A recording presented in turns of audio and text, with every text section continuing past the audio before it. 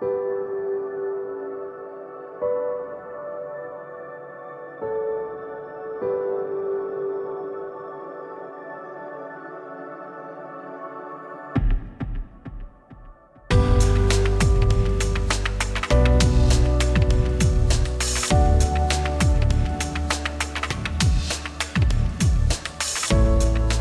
to Thoughtspeak, the original Animorphs Podcast dedicated to K.A. Applegate's sci-fi classic. I'm your host, Michelle. And I'm Coleman. And we are back for another wonderful review and discussion of our favorite childhood series, Animorphs. So glad to be back with you, Coleman. How you doing? I'm doing good. Surprise, listeners, we didn't quit for 5 years after the last episode. So, we're just back in a couple weeks, which is not bad for us. Yeah, we're pumping these things out pretty relative to how we'd been doing in the past. So good for us, right? Yeah, good by our standards, not great by normal podcast standards. Okay, fair enough. Tonight's episode is a little treat here because it harkens back to the days of old, when the series was fresh with new ideas and evokes very nostalgic feelings, because tonight we are talking Animorphs book number 48, The Return. And, this is a very mixed book, I feel. Well, let's not get to our thoughts yet. We always blow that too early, but let's talk about, I want to know your experience with this book. Was this one you had read before? Was this a regular book for you? Where did you come about it back in the past? I read it once during my initial go-through of the series. I think I reread it in college, and every time I just sort of kind of had the exact same reaction to it. And we'll discuss what that further reaction is, but I feel like this is one that a lot of the fans eventually seek out and find just because of the whole draw, the appeal of the concept of this one, which I don't want to just say flat out just yet. Well, yeah, I mean, to me, and I don't think it's spoiling the concept is a big deal since we're talking about the book today. But for me, I think people come back to this book because the David trilogy is so popular. Like, of the series, people, they reread sections sometimes or certain books. And the David trilogy is, I think, one of the sections that people reread a lot, even outside of just a general reread of the entire series. So this book, gives us the dream of revisiting that character of David. Just maybe not as well as you hoped it would.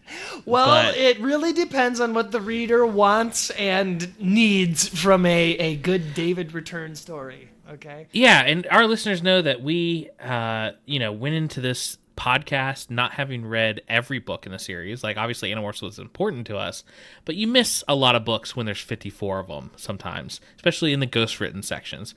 And 48 was not one of those books for me. I owned this one and read it a bunch. I'm not saying this because I loved it, but I do think it was more interesting to me, and I loved the character of David. I think he's one of the most interesting characters in the entire series, and that includes the main characters. So a revisit to him was always something that I reread on my series read-throughs, and reading it now, I definitely feel like I have a new perspective on it than I might have even had back then. So we'll get into that a little bit later. I will say that these Rachel books, especially towards the latter end of the series here, tended to be a lot more weird. They really took chances on doing some different things with their Rachel stories, like the Starfish one.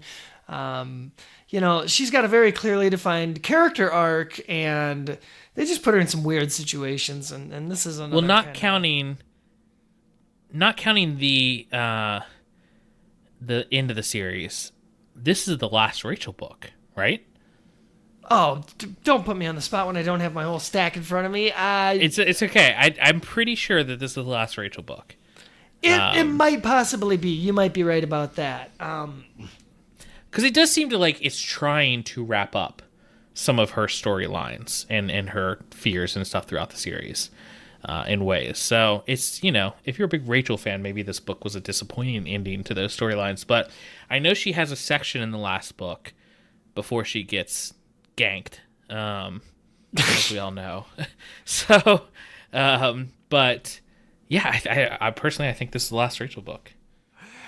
Okay. You know, it's really sad, like, that her character arc ended up this way. I have very conflicted feelings on this overall story that I want to get into during my actual review. So I think real quick, I need to thank a couple Patreon subscribers, because our Patreon is in fact back up and running at full capacity now, and we would love to have all of our beautiful subscribers that used to contribute to the show back in full force. But off the bat, we have Daniel Martinoli, Ben Freeman, Jeff Kerman, and our good friend Aegon the Chimera Demon, supporting the show. Old Aegon. We love him, the old office Chimera Demon. Helping us get the show out to you, our beautiful audience of listeners, much more effectively and efficiently and promptly, I will say. Your donations certainly help us get these out more promptly. So thank you and please check us out on Patreon or YouTube. Heck, if you're a YouTube listener, good to have you. We are on YouTube as well. And we're playing around with the ideas of coming back and doing the live broadcasts of the podcast like we used to. Right before we stopped podcasting, we got into having a live chat with listeners talking to us during the episode recording, which was pretty crazy. But if you do want to support us on Patreon, that website is patreon.com/Thoughtspeakcast. And we appreciate anybody who goes on and does that. That really helps out the show. I would be willing to offer as a potential reward for Patreon subscribers the ability, when we potentially wrap up our reviews on the books and transition into the TV series, the ability to do like a live watch along where we're watching the episode with the fans, and sort of doing like live reviews, something like that, something fun. That would be something cool. Communal I would be down for that. Would be wonderful. Now, right now, we do offer episodes to our Patreon listeners that are only for the Patreon. So that we brought back our private Thought Speak, which we just recorded a new one right before this episode.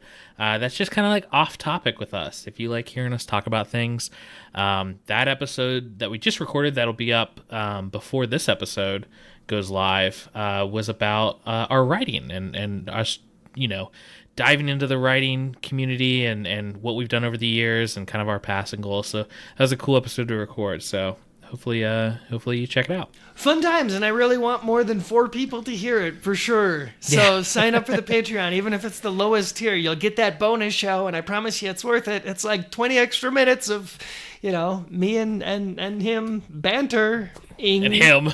That guy. The two of us. Before we get in the book, I would just like to say also, if you don't want to donate to the Patreon, that's fine. I would ask, though, if you enjoy the show, whatever app or website you're listening to us on, whether it's Spotify or anything else, leave us a review. That really, really helps get word out about the show, and we're trying to get word out to everyone who used to listen and enjoy the show. I think a lot of them still don't know that we exist again or have rebooted the show. So that's it for plugs. I just wanted to, say that you could still help the show out without throwing money at us. So. Oh yeah, absolutely. All the thumbs up, likes, subscribes, that good stuff.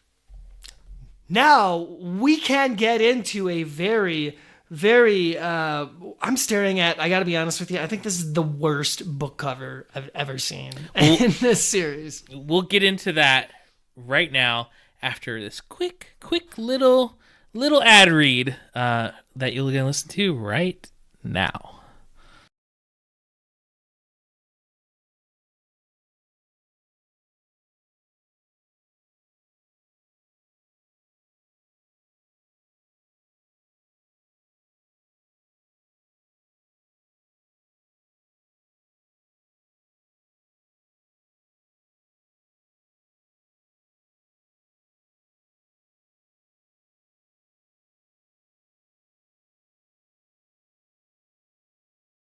Yeah, well, that was super interesting.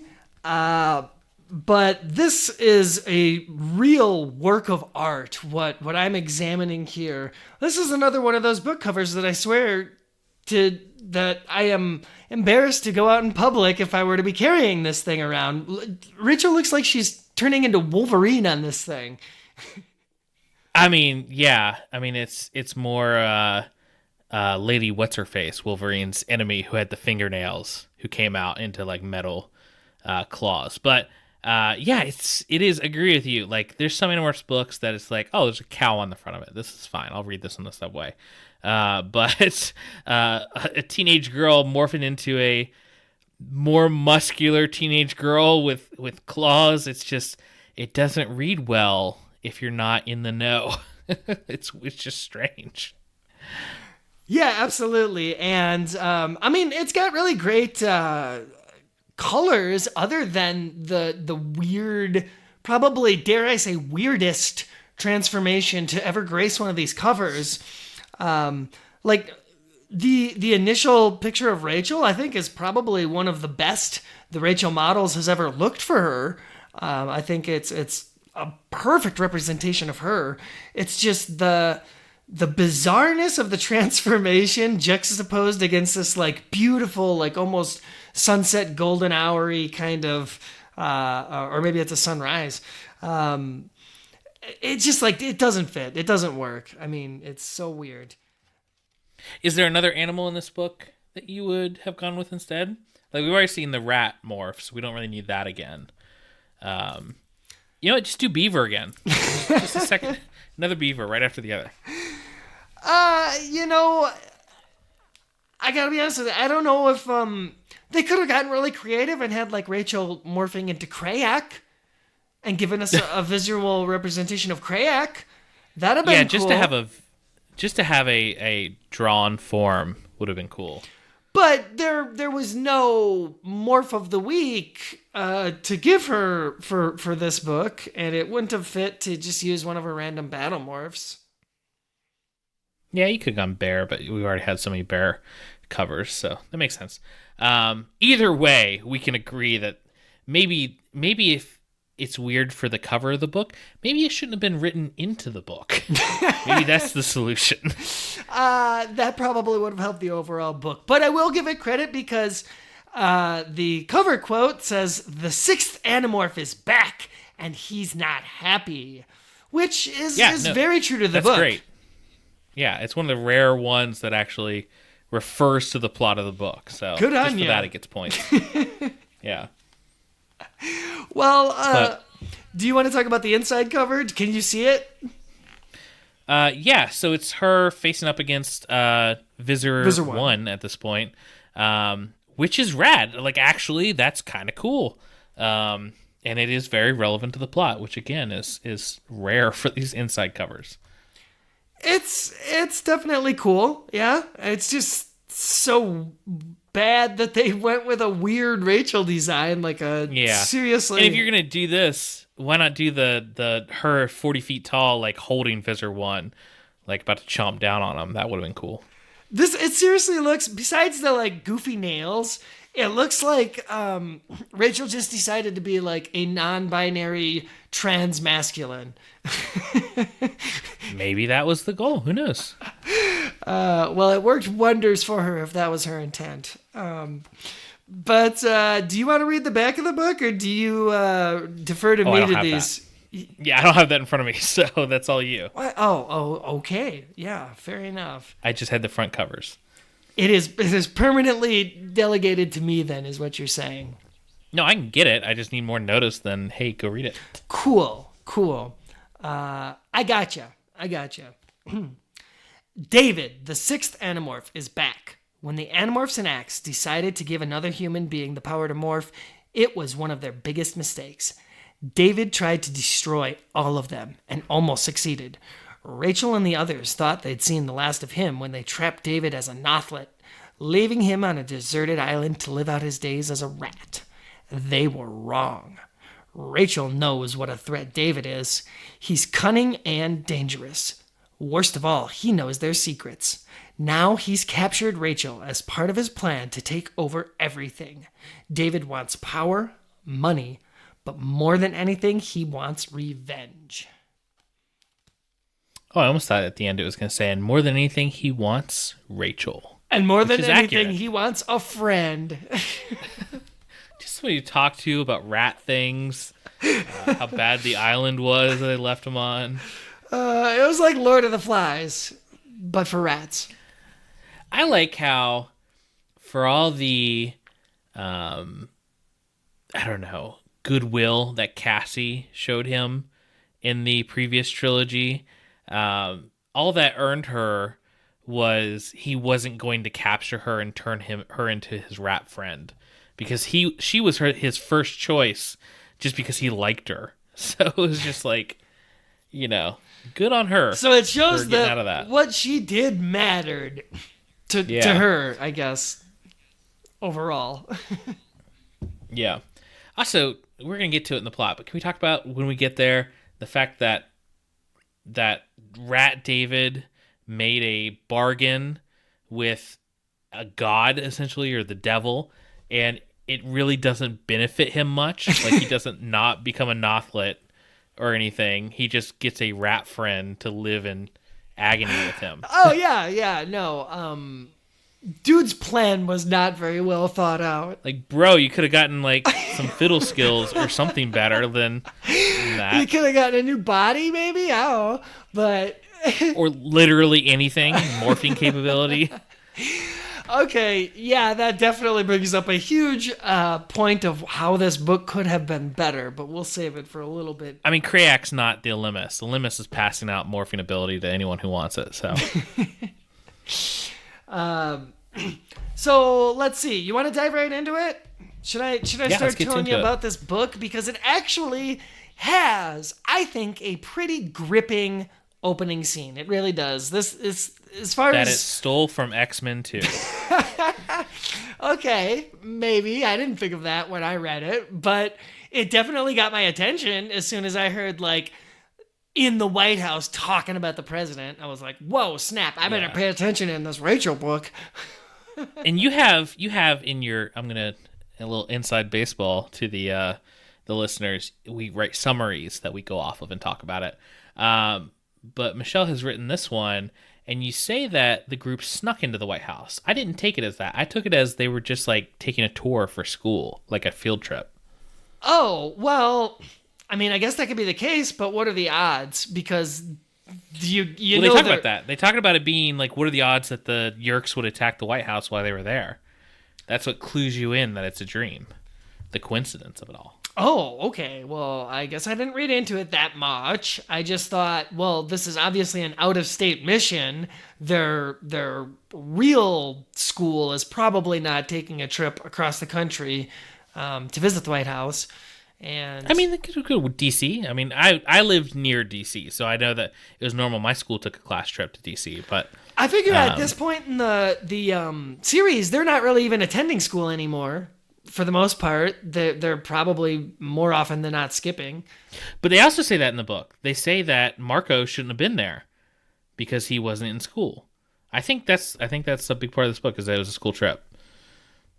That could be. And it's like I said, it's a very cool setup to have the Animorphs in the White House. In the White House, yeah. So close to the president, and then the Yerks attack. And it's like, wow, things are about to get real. I would love the Alternamorph version of this book, where the Yerks don't attack, but their goal is to sneak into the Oval Office and tell the president about the Yerks. Okay, yeah, that would be cool. Hashtag I want that book. Yeah. The problem that at least I have is that it pretty immediately, well, before it's revealed that it's a dream sequence, we get an inner look at like Rachel's psyche and what she's thinking about things as they go down. And in particular, the way that she's starting to handle her relationship with Jake as a leader, follower, is really on thin ice, and it's not what we would call healthy these days. At least in the dream, I couldn't tell 100% because so many of these parts of this beginning of the book are like dream sequences and stuff, whether she's actually thinking these thoughts when she's awake. You know, is she debating with herself of attacking Jake in the middle of a mission to take leadership and stuff, or is that part of her being asleep and having like wild thoughts, you know?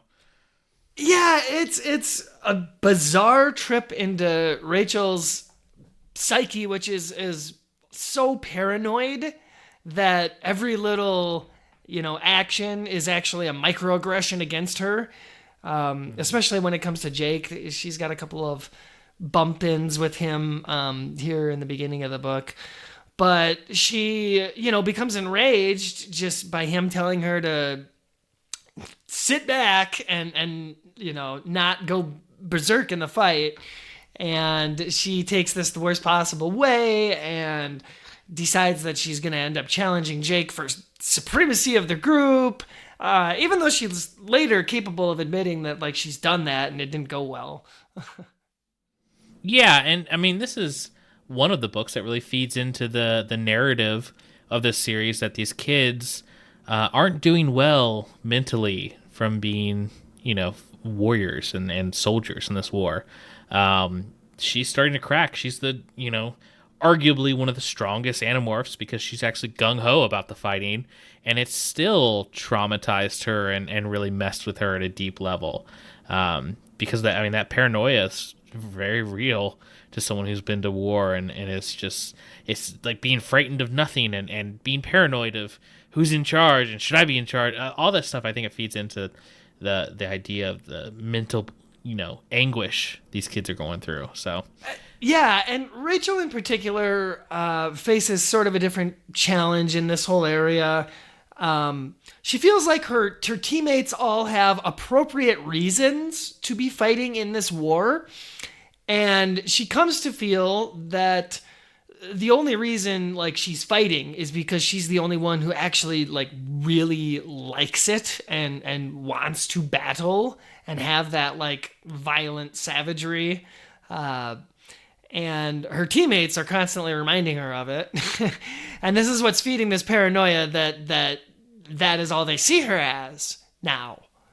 And we did have, in the beginning, when we got each individual book that kind of told why each Animorph was fighting, like why they joined the war and actually accepted being an Animorph.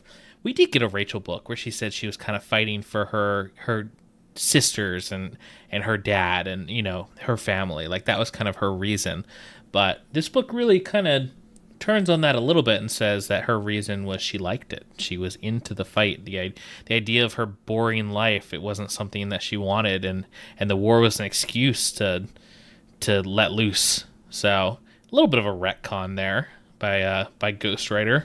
Yeah, well, and I guess another reason that would go all the way back to book 2 is she, had a personal stake in it because of her friendships and her community with Melissa, and it was like so personal. Yep. But they really dropped the whole social aspect. Melissa.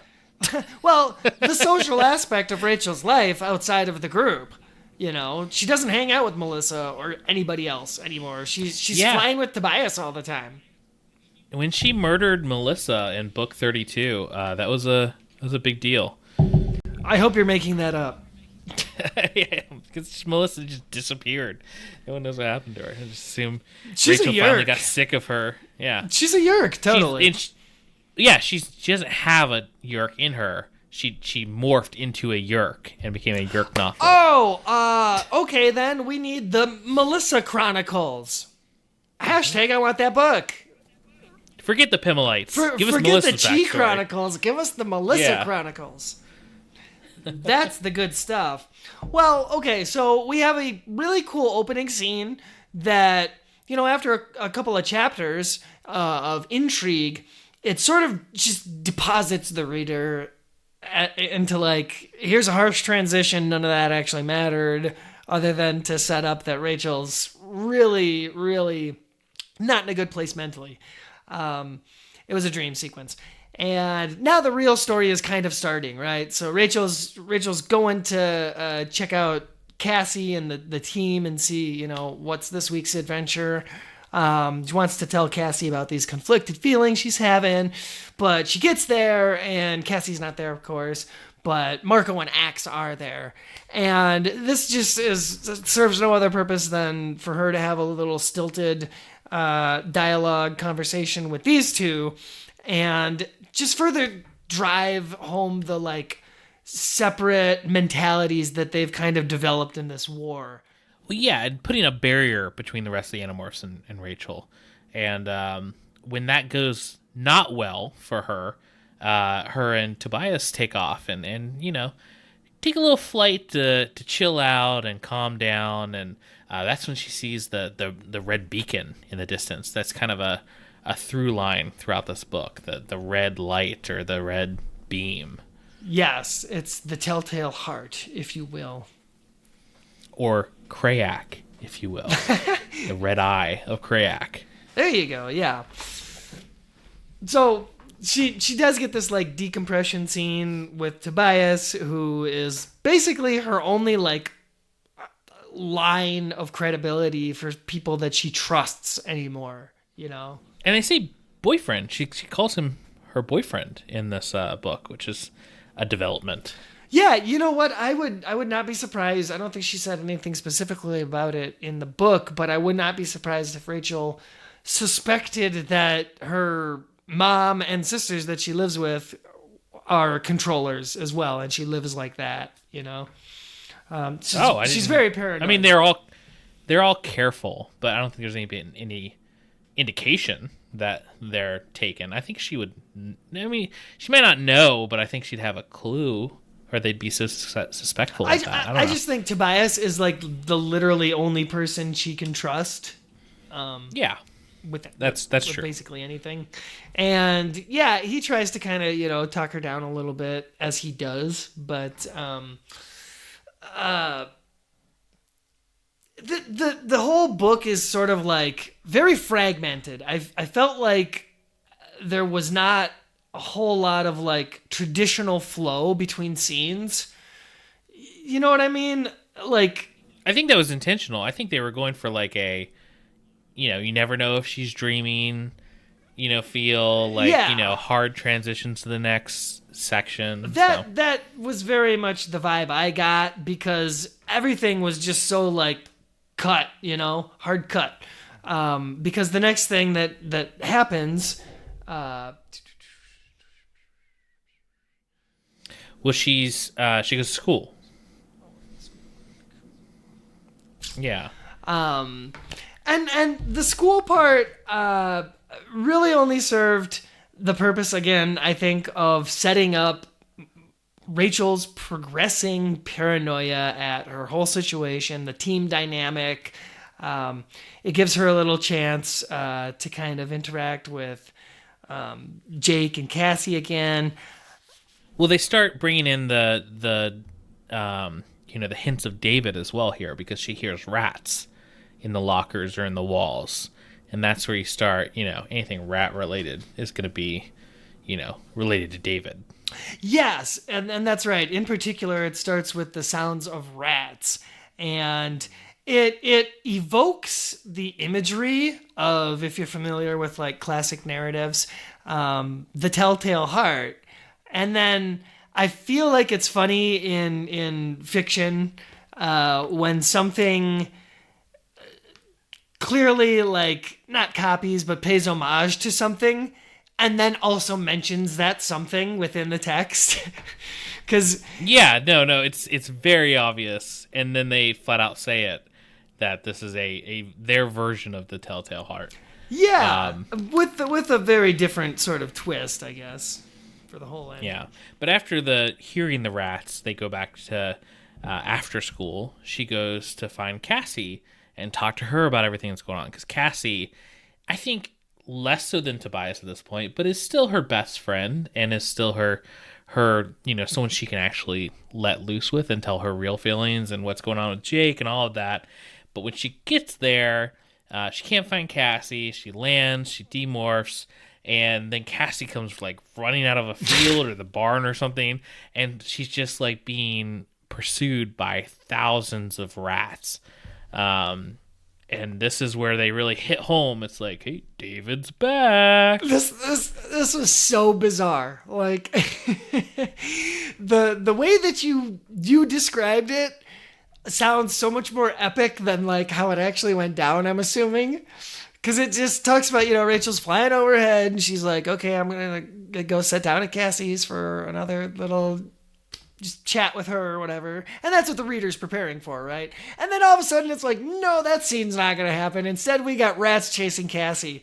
And it makes you question again whether this is dream or reality, because Rachel and Cassie end up falling into like a lake because they're covered in rats, and they're like, let's get into the water because rats can't swim, which is not entirely true. Rats can swim, actually. I don't think if you're being swarmed by rats, jumping into a lake is I don't know, it might be your best defense, to be honest, but rats can swim, so I don't know what to tell you. Yeah. But they get dragged under the water, and it's like, is this really happening, or what's going on here?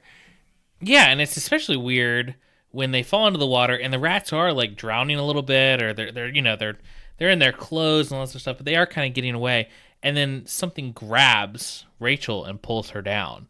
And so this really seems like we're in a dream, and I think that was intentional in this book, but it gets a little confusing onto what was a dream and what was like Krax meddling and what was actually David, and that gets a little weird, especially here. They never explain this. But anyway, they wake up from being, I guess, passed out from drowning, but they survive. They wake up in a sewer system. I pictured like the big underground cavern home of the Teenage Mutant Ninja Turtles from the third movie. That's what I always picture, like the subway, but like the bricks and the, just like a way too big subway or like underground sewage place. And they're both in like these Animorphs specific cages. So they're glass like boxes, but I guess like impenetrable. Like you couldn't just morph an elephant and crash through them. And then they're lined a glass store is killing it with all these anti-Animorph devices. It's the same glass they use to hold the whales in Star Trek IV, The Voyage Home. It's just like a future polycarbonate. It's awesome. And then it's lined on the inside with like an insecticide to keep them from morphing like, roach and just like finding a way out, because there's holes to let them breathe. So, it's building up that David's so smart. He got them trapped in here, and he thought of everything. Because if there's one thing I think back to the David trilogy is how much of a genius that dumb little kid was.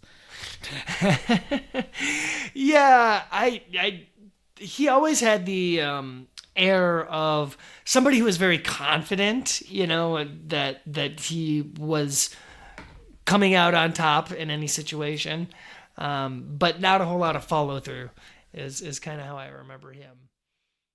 Yeah, and we get David back. He promptly comes and tells them his whole big plan of catching her and catching Cassie and how much he's been messing with her, kind of alluding that some of her dreams or some of this was part of David's plan, but that didn't really make sense. But that's intentional on the book's part. So at this point, it's just David talking about how he is going to trap Rachel in her Nothlit rat form. He's going to force her to morph to rat, or he's going to kill Cassie, basically. And she sees that Cassie's like her box is airtight and she's starting to suffocate, and so basically she doesn't morph rat and stay there for 2 hours. David's gonna kill Cassie, and Rachel believes him, and that's how we go forward. We also meet David's two minions who he hired with money, because apparently he's been going into banks and stealing money and hiring humans using Thoughtspeak. And he also tells about how he got off the rock or whatever. But I pictured these two humans as literally the henchmen from 101 Dalmatians. Like teenage versions of them. Yeah, but like even dressed in like period English attire and couple Dalmatian puppies running around. Oh no, I saw him as like the bullies, the like two of the random bullies from The Simpsons. More like that. Oh yeah. or was it Bulk and Scully from like Power Rangers? Oh, Bulk and Skull. That also would have. Yeah, Bulk and Skull. Yeah, that also would have worked. That would be a great comparison as well. There are two ne'er-do-well kids, tempted by the promise of a magical rat with his money. And it almost makes me think, like, are these kids even real? Or was this all just part of David's weird plan? Because as we were discussing... I think they were real. Oh, okay. They might have been. I really think they were. They might have been. Yeah, because why would it go to the trouble of them, like, running away and stuff later in the book? Like, talking about them trying to get out of there. Oh, yeah. I guess that's true. There was just always a part of me that thought, because Drode and Crayak specifically are involved, maybe both of those kids were just stand-in avatars for them. But, you know... Which we already spoiled it, but this is when, there's some banter back and forth. They're waiting, and I think they wait an hour and, like, 45 minutes or something in the book, and, like, that's just, like, is passed over. And then that's when Rachel and David are talking, and you hear laughter, and Rachel's like, I've heard that laughter before. Who's that from? And she hears it a couple times. It's, like, leading up to the reveal that the Drode is there, and the Drode we've only seen a couple times throughout the series, but we've seen him more than Crayak. Yeah, absolutely true. We're about to see Crayak a lot more when we get to the Limits Chronicles, but the Drode reveals himself and says, "Ha ha ha ha! This is me and Crayak. We're the real ones behind it," and they are there basically to give David a chance to fool Rachel, but Rachel figures this out even before the Drode starts laughing, that none of what happened at the beginning of the book makes sense. The rats and David talking about finding rat friends who he explained his plan to, and they went along, like, there's not sentient rats. This isn't a Hitchhiker's Guide to the Galaxy.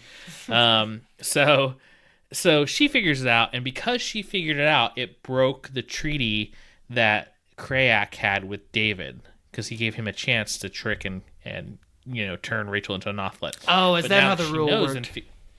And now that she figured it out, Crayak and Drode reveal themselves and tell her that he's the mastermind, and he's there not to trap her or kill her or anything like that. He wants to entice her to join him, and all she has to do is just little tiny little favor for Crayak and kill her cousin Jake, leader of the Animorphs. Yeah, and wherein lies really the actual meat of this book and the story altogether. Even though it's billed as the return of David, it progresses from here with David being more of a bit player in the overall story.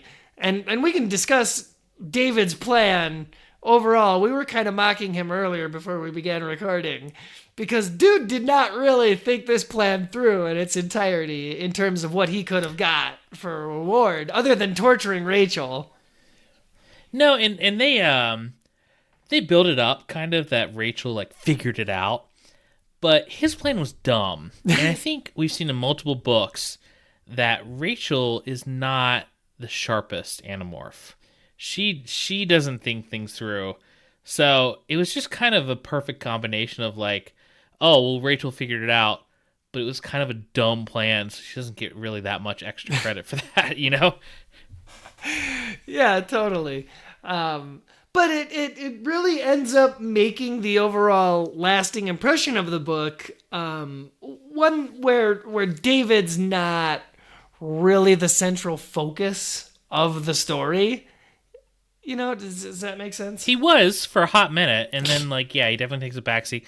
And it's them trying to do a lot with this book, which I give them credit. Like, of all the plot lines in this series, I wouldn't have thought of bringing David and Crayak together at the end, Like, that's such a random pairing of the enemies they face and stuff. Like, maybe one of the Andalites they run into that were evil and stuff would have made more sense with Crayak. Well, yeah, but, exactly. No, I mean... And yeah, so it's interesting.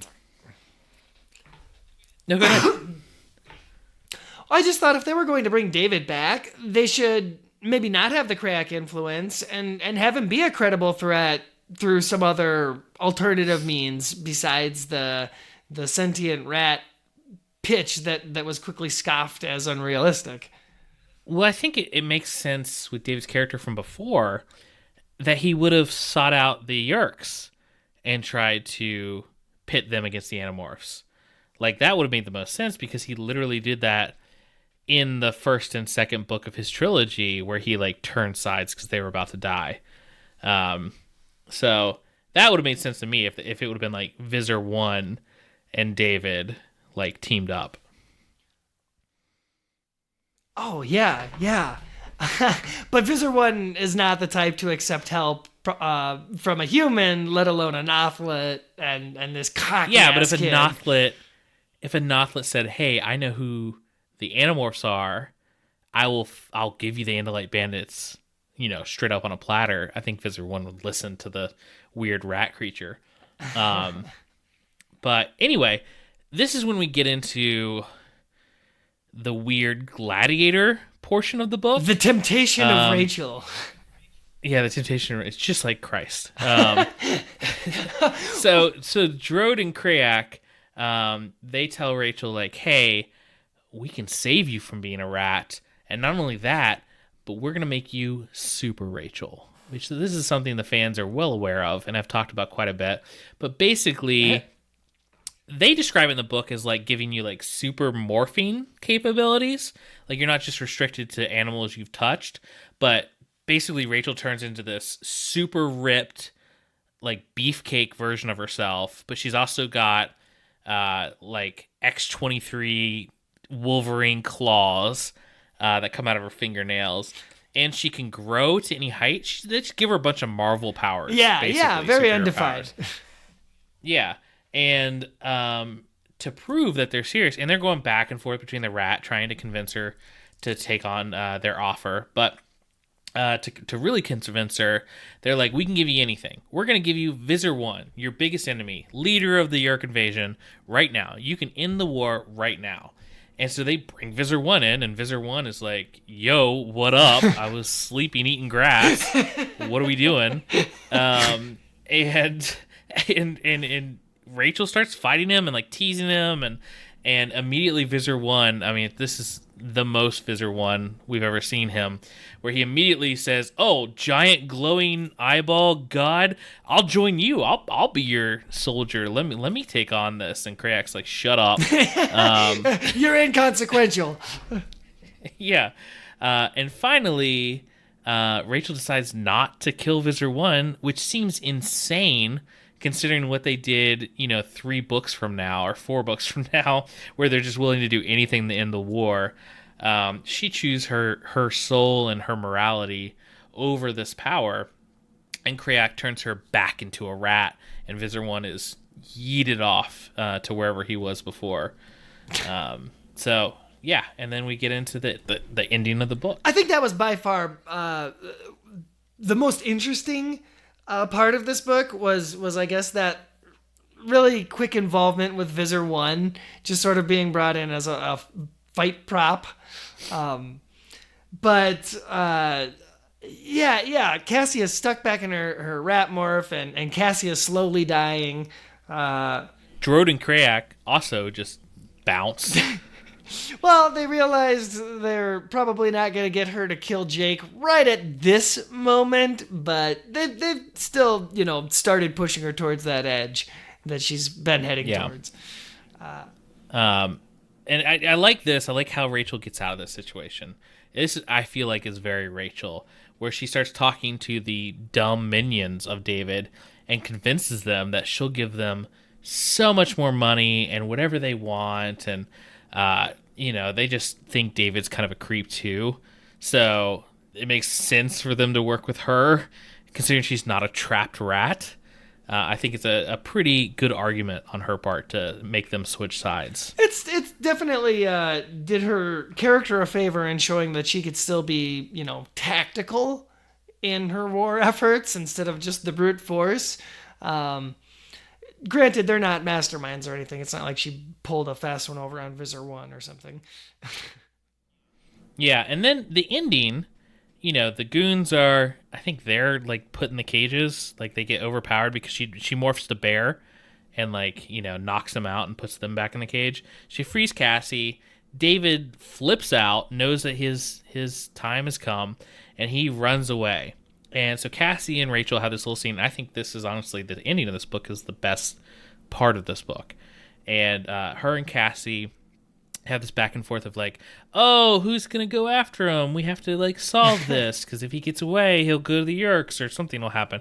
And so Cassie like reluctantly is like, oh, I'll go take care of it. But Rachel, she kind of understands, and I guess it's her arc in this book. She realizes that somebody has to make the hard decisions, and she's someone who can do that. And it might cost her soul, but at least she thinks she's in the moral right. And for now, that's enough. And so she tells Cassie, no, I've got it. And she goes after David and turns rat. And she actually figures out like where he is. And she's really smart about finding him.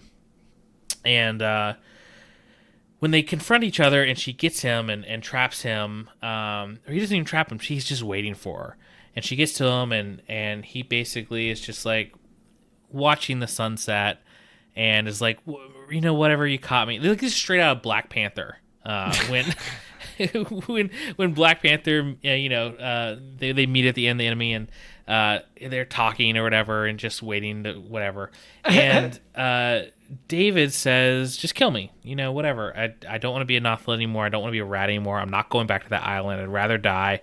Just kill me. And she's like, oh, I can't do it. I don't want to kill you. Blah, blah, blah. We can figure this out. And then the book just ends. But it is heavily, heavily, heavily implied that she just did what she had to and killed David.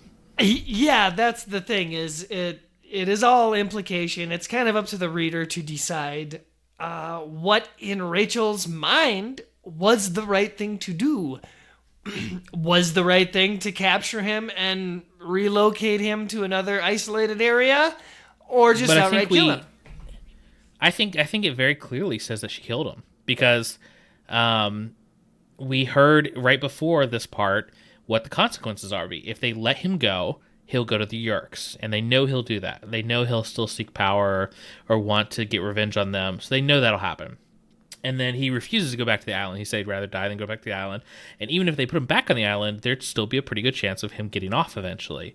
And he doesn't come back in the series, and we do a huge time jump at the end of this book series. So I think the only answer is that, this is probably one of the darkest moments in the Animorphs book series. Rachel flat out murders David to save the rest of the Animorphs. That is certainly the most interesting way of looking at it, I think, as far as Rachel's character is considered. And I could agree with you there. It was very and I think it's heavily really implied. It's really interesting to and it's really interesting to her character. The idea that she ends this book, her arc, is her being like, you know what? I am morally good. And then her decision at the end of the book is to murder a kid who's suffering and trapped as a rat. That was the right thing to do, I know. It's the greatest thing about Animorphs. We can talk about the craziness at the end of the day and the morphing beavers and everything else. But the good thing about the series is the philosophical questions and the idea of what's right and wrong in war. And it's just one of those moments that really makes you think. And they probably knew they couldn't get away with, her stomping on another kid as a rat and like breaking his little neck at the end. So that's why they left it like in this like kind of ambiguous ending. But I think it's pretty clear. Probably just reached down and cracked his little neck. That is, as you say, how the book ends. And before we get into our reviews proper, there is one thing that I just wanted to point out or like bring up to you. Sure. There are certain lines of text or dialogue within the book, throughout the book, scattered throughout the book, that are a bolder, italicized font. And they all seem to be like somebody talking to Rachel, somebody telling Rachel little pieces of information. And we're never really given a solid answer what that is or whose lines of dialogue those are. But I would like to speculate with you here that... Can I tell you who I think it is? Or were you about to say who you think it is? Yeah. Well, I was just going to say I speculate that these are the words of somebody in the future that are just, stylistically inserted here because they're relevant to Rachel later. Oh. You think it's someone like reading her war journal? No. I think somebody is talking to Rachel. When we read these words, like I say here, oh God, I had it open to a page and then I moved away from it. When we read these words, that is somebody talking to Rachel just in the future, because they're all statements that I seem, like you said, they could be attributed to somebody. So like there's one that says, remember this, your cousin's life is your passport to salvation in the arms of Crayak. Yeah, I assume that was Crayak talking about himself in the third person. Oh, you're right. That is one of Crayak's. There's a different text that's not Crayak specific. But is that one bold and italicized? Yes, so it's like, it's all up to you. There are no rules except your own. You have free will. What you do with it is up to you. It's all up to you, Rachel. Those words. So I think there's two ways. I think it's either Crayak, it's the Drode, one of those, but I believe it's Crayak since they bold and italicized. The other option is that this was all a dream, and that's Rachel's conscience talking to herself. Really? Okay, those are your suspects, huh? Yeah. Well, I would propose to you two suspects, I think. The first of which being Tobias. I really got a heavy sense of like familiarity and like caring from it, and it just seemed everything like it said would be something Tobias would be telling Rachel, specifically to like help her out of her, paranoia and just war funk. This is kind of it's what strikes me as something Tobias is saying to Rachel towards the end of the war. And when we get to her inevitable eventual death scene, these are probably going to be the words that Rachel like recalls hearing from Tobias or Jake. I thought this could have also been a really good dialogue between her and Jake to settle that kind of the leadership responsibility, that whole debacle between these two. I see either of those as potential candidates, but I'd be really interested to hear what other readers thought. Well, those are really interesting. I thought also maybe it's the Alimist talking to her, after or before her death or something like that. But doesn't the fact that we see one of those lines that's bold and italicized said by Crayak, doesn't that imply that the rest of them are him too? See, I don't think so, because why would Crayak be telling her inspirational things? Like, Crayak's not using his mental mind effery to give her inspirational quotes. Crayak is tearing her down like we see him do throughout the book. So that's what strikes me as it's an insert from the editors or, the writers. Well, picture that last inspirational quote if it was said in like this mechanical evil voice. Like maybe it's less inspirational then. It is all up to you, Rachel. Choose your destiny. Yeah. I thought it was interesting. It kept me going. It didn't really offer any answers, unfortunately. That's kind of the whole thing, the whole point of the book, is to deny you answers to some interesting questions. Okay, well, yeah, no, that is interesting, and there's definitely some different voices that could be. Let's jump into our reviews. I'd like you to go first, if you don't mind. Okay, well, that's all right. I have, like I said, read this book at least several times, like 3, 4, probably altogether, and every time it fails to make an impression on me. And that's kind of a problem for these Animorphs books. Especially at this late point in the series, and especially with the return of a popular character. Because now it just ends up feeling like the book that tried to draw everyone in because of its link to David, when it really falls short of being that. David, like I said, ends up being a bit player in this overall story that's about Crayak trying to tempt Rachel. And it doesn't even feel like a traditional Animorphs plot. The cast interactions are so minimal in this book. Rachel has a little bit of dialogue with Marco and Jake, primarily inside of dreams. And there's a little bit of interaction with Cassie, and accent bias to a certain extent too, but extremely minimal. As far as the overall plot goes, it is mostly a Rachel monologuing sort of book where most of the story is told through what she's going through. And physically, it's not much. Like, literally, she just ends up in a trap for most of the book. And not a whole lot happens beyond that point. This would be like a bottle episode of a TV show where they were trying to save budget for, like, future, like, the finale. So, yeah. You're right. It could have, and that could have still worked had the setup been a little bit more interesting. Instead of David just, like, trying to trap Rachel as a rat, like you said, if Krayak had done the exact same thing that Elemis did in offering Tobias his previous human body, if David had come back as a human with morphing power, he'd have been a credible threat, and it would have been a way cooler book. Oh, man. You just gave me an idea. You know what would be the best version of this book? What? If the entire book was David, like he actually got a book, because he didn't get a book in the David trilogy. Oh.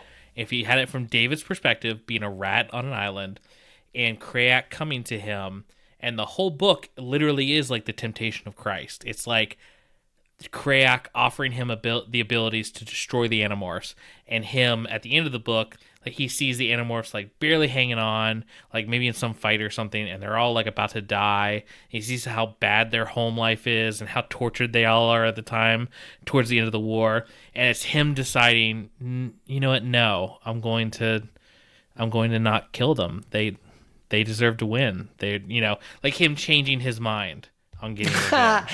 That would have been a pretty powerful book. Yeah, that would have totally been a probably easier book to pitch, honestly, than this thing.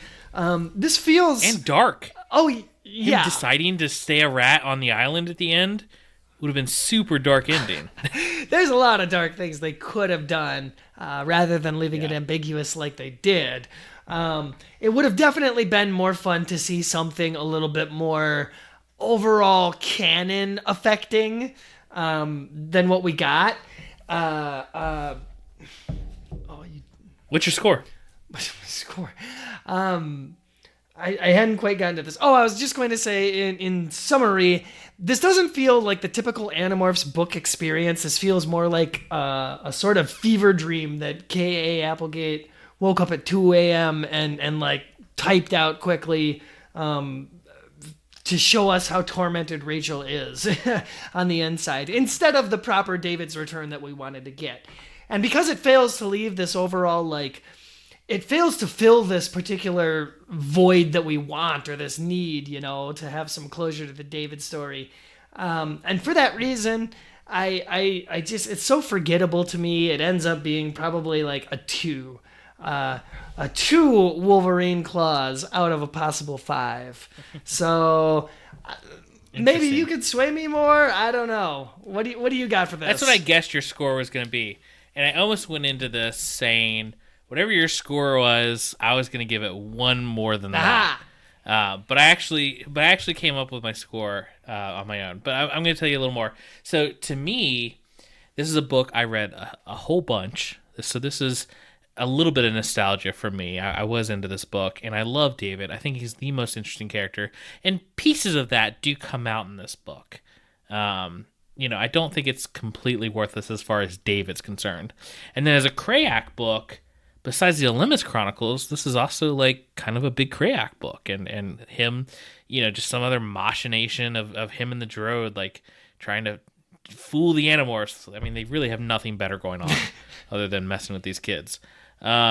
So, it was an interesting book to me. And reading it this time, surprisingly, I actually liked it a little more than I did originally. It's not going to be a 5 out of 5. No way. But I started thinking about it in different terms. And we've been talking about Marvel a lot in this episode, and even before we started recording, we were talking about Spider-Man and the Marvel Universe and all that stuff. And that really is the perspective the insight I got into this book and its place in the Animorphs series. And to me, just like the Marvel Universe, whether the movies or the comics, you have your street level heroes, which is like Captain America, Spider-Man, the Fantastic Four, somewhat. Those are your street level, everyday, living in New York superheroes. And then you have the cosmic stories. You go into the Eternals, which is soon to be a major motion picture. The Guardians of the Galaxy, Captain Marvel, all those ones. Those are your cosmic stories. And Animorphs kind of has that going on. You have your day-to-day war with the Yeerks on Earth, and you have your cosmic stories with Krayak and the Olympus.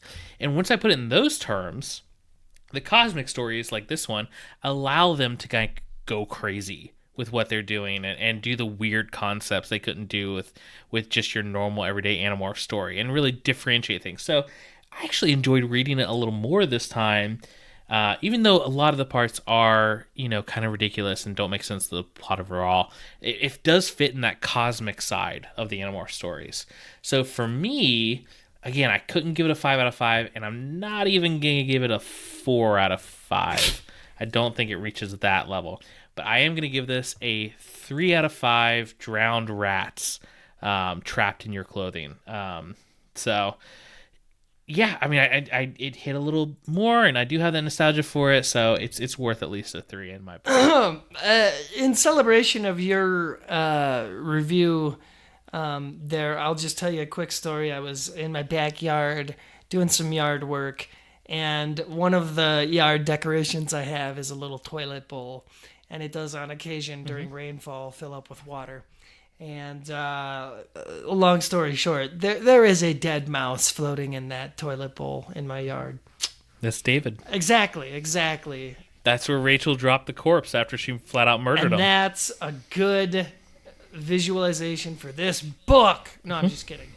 It was a fine book. I mean, I'm way more excited for the next book, the one that we're about to read, because I'm staring at Animorphs number 49, The Diversion, and I'm not going to read it right here, but I read the back of the book, and this is where stuff starts to get good, okay? For sure. Good, for sure. Yeah. It's only now starting to get good. I mean, they were good, but we did hit a few of these books. Like, we got the aircraft carrier book where World War III almost started, and I didn't care for that book, but at least it was a big start to the end of the war plot. And even the Hork-Bajir Civil War book, the last one we read, even it was like, okay, we're getting into the end times. And then we get hit with The Return, which is a psychological drama with Rachel and her demons. They've had a weird release schedule for the last couple of books. They've been trying some more weird experimental plots. Well, so is the next book the official countdown to the end start? That had already begun. Oh, wait a minute. Maybe that hadn't already begun. No. I don't know. It doesn't say that at the back. It still has the same text up top that it always did. But just to give you like an approximation of the popularity of these books, I am holding in my hands physical copies of both 48 and 49. And the copy of The Return is like flawless. Nobody touched this book. And then my copy of The Diversion is so weathered it looks like, I got it out of Grandpa G's basement trunk. Man, they are getting ridiculously hard to find. Like, when we started this podcast, we made it a goal to each collect, the entire physical copies of the books. Best thing I ever did. We were hitting up half-price books and all these things. And I sold off my collection because I thought the podcast was done. I wasn't worried about my daughter reading them because I thought they'd re-release them all and stuff like that because the re-releases had just started. And so, I got rid of my collection. You still have yours. But I started, once we rebooted the podcast, I was like, oh, okay. Well, I'll just collect physical copies of the last 10 books for this podcast. Yeah. And I was able to find the Olympus Chronicles, and that's it. I have gone to I've gone into the corners of the internet. I've practically like searched out the dark web, like Etsy, like weird places, eBay, like everywhere you can find. You cannot get individuals of this book anymore, new or used. It's so hard to find. And if you do find them, it's someone trying to sell their entire collection for like $500. That almost, now that you tell me that makes me want to go to my local used bookshop and just find whatever Animorphs books I can find and buy them. Well, they have for some reason, they have the first 10 pretty often. Like the Half Price books near me, they have the original old copies of like 1 and 3 and like 7. Like for some reason, I think those were the most popular, the books, like right when it started. But it is impossible to find the end of the series. Like they had shorter print runs or something, I don't know. I think those were the ones I had to find online towards the end of my run for buying the physicals. You can't even find them online anymore. It's insane. Well, definitely hang on to those books if you have them. Otherwise, let's try and start a huge supply-demand uptick in Animorph books and really get the reprints going in an effort for the upcoming second graphic novel later this fall or winter season. That we will, of course, be talking to October. Friend of the show, artist Chris Grine. Co-host Chris Grine. In anticipation or possibly in celebration of the release of that. Look forward to that in October or November. When he starts his marketing tour, he's going to hit, the Tonight Show and some Scholastic book fairs. And then he's going to come on, Thoughtspeak, obviously, because we have that kind of sway. We're on his list, sure. Yeah. Anyway, well, this is I can't be more excited about the next book, but we're continuing on this reboot, return of the podcast. We'll see what happens when we finish the series, whether we'll do the TV show or whatnot, but I'm just glad we got another one in the can and we're finding time to do this. So absolutely. Good exciting times. Absolutely. Thank you all so much for checking us out and supporting us on Patreon. Really keeps the show going and staying alive with all the listener support that keeps the show going. Yeah. So thank you. If you haven't already, jump over to one of our social media feeds. We have a Facebook page that's pretty active. We're on Twitter at Morphcast, and then we're both individually on Twitter as well if you just search our names. You can also find us on the Reddit, our Animorphs, which I helped design all their logos and cover banners and stuff. Work. I'm no longer a mod of the subreddit because I deleted that Reddit account because I just like to change Reddit accounts every couple of years. Gave up the mod life. I'm no longer a mod. I did. I wasn't doing much. But I did do all the design stuff. But anyway, check out our social media feeds. Leave us a review. Again, that really helps out the show. Check us out on Patreon for extra episodes and some other content you can't get anywhere else. Otherwise, I've been Coleman. And I have been Michelle. Thank you so much for listening. We'll see y'all next time.